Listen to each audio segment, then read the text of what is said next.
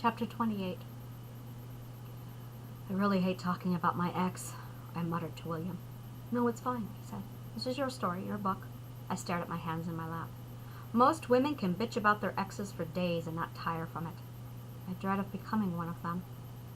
This is the most I've ever spoken of him. If I had my way, he wouldn't even be in the story. He wasn't worth it.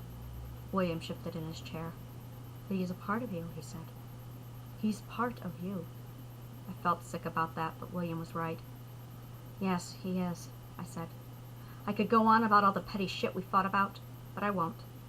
At the end of the day, there were really only a handful of things you need to know about him. The man detested, refused to seek medical assistance, even if it meant risking the health of the children. When a pewter block fell on Daniel and split his head open, Richard promptly smeared gobs of superglue onto the wound to avoid a trip to the hospital. When Anne shoved a bead up her nose and we went to the ER, Richard spent the 2 hours in the waiting room scolding me for being a bad mother. The day my son put something in his mouth and couldn't breathe, my hands were already shaking with rage at the memory. I sighed and forced my anger steady. Daniel was on his bed examining something. I turned my back and he had popped whatever he had into his mouth. It immediately blocked his air passage. He couldn't breathe. I stood him up, but had no idea what to do. I grabbed the phone and called 911. While I was on the phone giving them my address, Daniel's lips and toes had started to turn blue. He fell to the floor and thrashed for air.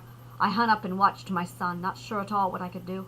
He clawed at his throat. I picked him up. He threw himself back amid his thrashing, and whatever the hell it was that I was trying to do, the object shifted and cleared his throat. Daniel lay gasping for air just as Richard walked through the door. William stared at me with a look that turned my insides out. It may have been a minute, maybe 2, while I watched my son not breathe, I continued. It felt like an eternity. While I rubbed Daniel's back, Richard stood over me screaming at me for involving the fire department. By the time the EMT arrived, Richard had formed his own story and told them Daniel was holding his breath from a tantrum, and I couldn't tell the difference. A tantrum, William repeated. I nodded. Daniel was prone to throwing tantrums and holding his breath, I said. But I'm not stupid. I know the difference. Richard hadn't even been there when it happened.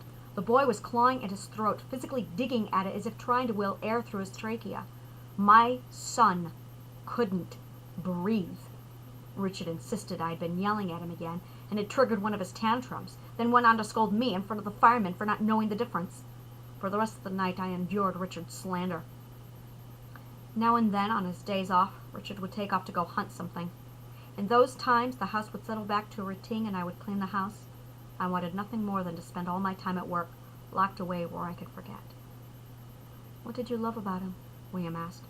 I smiled. I love your thoroughness, I said.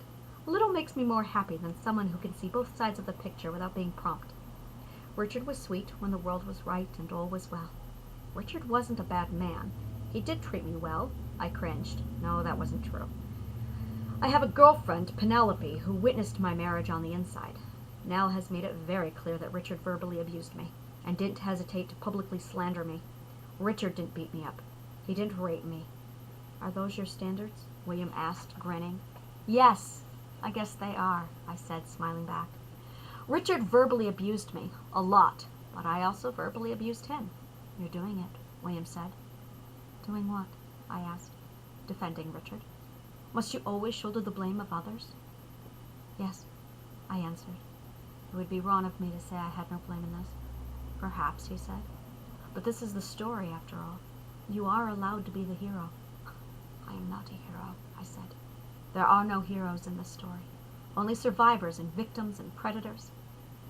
I was ready to move on. Too much was said about Richard. Far too much of my time had already been given to him. To this day, Richard has no idea why we broke up, I said. Simply put, I was broken, and neither of us knew it. I wouldn't learn of it for another 10 years. Richard would never learn of my past, nor the mental issues that resulted from my life. Why did you break up? William asked. I sighed while I looked back at the 7 years of our marriage. I can analyze all the rights and wrongs we did, I said. Every little fight, petty shit that went unresolved. Symptoms of a much bigger problem. No. I shook my head. We broke up because Richard kept tripping my triggers. Triggers? William asked. Rape victims have triggers, I said. Anyone suffering from trauma can walk away with triggers. Victims of abuse, war veterans, and rape victims have triggers. Don't fire a gun near a soldier fresh from war. There was one year my cousin had just returned from Afghanistan, a week before New Year's. My sister was fond of noisemakers. He didn't handle the celebrations very well. I had nearly 20 years of triggers, 44 unidentifiable triggers, constantly set to go off like a landmine. Completely avoidable if you know what not to do. Richard didn't know about a single one of them. His lifestyle, his likes, his behavior. Almost every day he set off a number of my triggers without even knowing it. By the time that landmine, that mental massacre in my head, that is one of the reasons why I can't be married. By the way, that landmine, that mental massacre in my head, that is one of the reasons why I can't be married. Who in their right mind would want to spend a life tiptoeing through a live landmine? Take a wrong step and I'm curled up in a corner muttering insanities to myself. But you've gotten better, William said. You must have. You're working on it at least. I nodded. I am now completely aware of most of my triggers and have worked to gain full control over them as if one is tripped.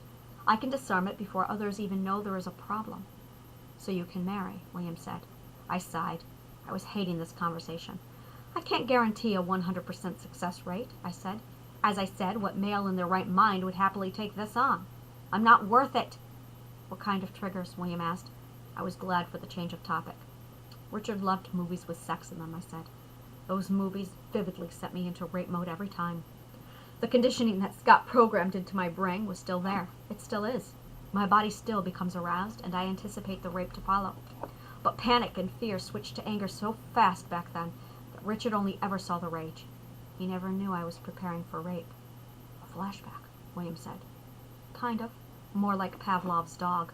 The movies prepared me for rape exactly like the bell making the dog salivate. It was a mental program I had been conditioned to respond to.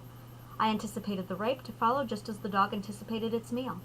Severe anxiety. Watching those movies was like hitting a massive alarm in my brain that said, you will be raped in the next 5 minutes, and I went into fight mode. Richard triggered my programming almost daily. Silhouetting, shouting is another trigger. It takes me back to my half-brother beating me. Hearing Sean scream for hours that he would kill me while he was trying to break through my door. Movies triggered my fight. Screaming triggers my flight. But Richard wouldn't let me fly. When I tried to run, he held me, forced me into the bedroom or the bathroom, and barricaded the door with his body. I was mentally back in Joe's room all over again, chained to his bed. Another trigger, William declared. A trigger within a trigger, I said. Richard would start the movie. I would expect a rape, panic, and fight. Richard would scream at me in retaliation. I slipped back into my beatings with Sean and prepared to be hit. When given the chance, I would run. Then Richard would grab my wrists and barricade me in the bedroom or bathroom, triggering a third flashback, and I was chained to Joe's bed where Joe bit me, reinforcing my fear of the rapes. This chain reaction took place all within 5 minutes. Was Richard malicious? No. Richard was clueless. So was I. I still had no idea what was wrong with me. I had forgotten everything. How could you forget? William asked. I think my mind went into a kind of shock and suppressed the memories so I could cope, but left behind the symptoms without a way for me to track them back to the problem. How did I go about forgetting? I didn't think about it. I never once consciously thought about any of it. Angel did. My subconscious did. That's why she was screaming. But I never once made the attempt to consciously remember. I was too busy trying to put it behind me. The problem was I hadn't dealt with it yet. The bigger problem was all of it. The lack of affection, the rapes, the abuse. To me, it was all normal. I don't think any of it was a problem to be dealt with. I watched William's face contort with horror. Richard had no idea what my life had been like up to then, I said. In fact, no one does. Not even those who were there. I smiled on the outside and hid everything from everyone. I was taught to master complete control over my emotions and not deal with them. Richard knew I had dated a pedophile. He knew I lost Hosea, but he didn't understand how I could date a pedophile for 5 years. In fact, I spent most of my marriage defending Scott. Defending Scott, William said. Why would you ever defend him? Because if I didn't defend him, I would have to blame him, I said. Instead, I blamed me. It was easier blaming me. Why would you blame you for being raped? At the time, I hadn't used the word rape. It was sex, and it was the only kind of sex I had known. The kind that was taken without my consent. Besides, if I didn't blame me, then I would be innocent, and that would make me a victim. And if I were a victim, then I would have been victimized. If I had been victimized, then I would have a problem. I did not have a problem. I was normal. I had a traditional American life to pursue and a cookie-cutter marriage to uphold. There was nothing wrong with me, so long as I blamed me. So I blamed me, defended Scott, and denied the most basic truth of my past, that I had never once said yes. Rape is always portrayed as black and white in movies. Either you're violently beaten down, tied down, stripped and raped, or you're slipped the date rape drug.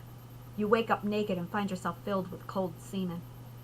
But there is another kind of rape, a passive rape, the kind where you never say yes, or you are forced to say yes, convinced to say yes, where you oblige and lay down with a psychological gun to your head. Those kind of rapes are another kind of hell. I remember the movie 300. Everyone was angry that she consented. Then they called her a whore. They saw a wife who betrayed her husband. I saw a woman who was raped. Those kind of rapes leave you with all the feeling of rape without taking the label you need to seek help. You love your rapist in those situations. You protect them. You lie for them. It leaves you hating yourself and not the monster who maimed you because you developed denial. The other rapes are so violent, so blatant of a violation, that the rape victim is incapable of slipping into denial. I'm wrong with this. There are other ways to slip into denial with those rapes. It's just not as easy. It would take me 10 years to call what I had lived through rape.